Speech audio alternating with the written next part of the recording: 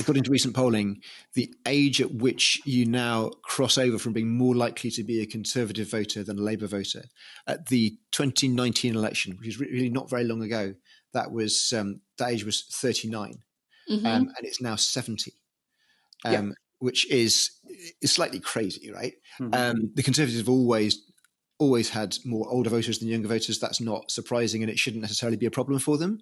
But they can't live with that level of skew. Well, and this trend holds across the ocean, because for us as well, it's like millennials.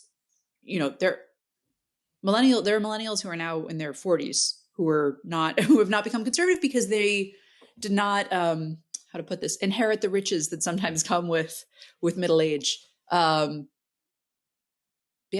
have, I guess, been either radicalized or kept, left or center left by circumstances of life. There's a social media cliche, isn't there, of people writing articles that say, I got my first house by 25 and you can too. And it turns out that step one is always get given a 6 or 7 figure sum of money by your parents. Right. And then you're fine. Right. No, and it's,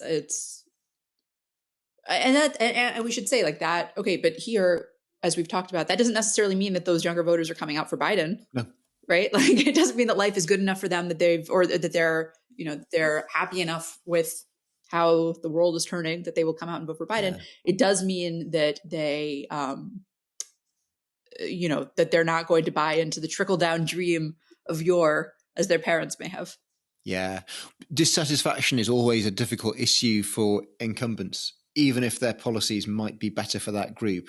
And, I may be more naturally sympathetic to Biden than Trump. But if you are a young person who isn't achieving the things that you wanted to achieve, even if you don't blame the Biden administration for it, you're unlikely to see the solutions in them either, because they haven't solved those problems in the last 3.5 years or so.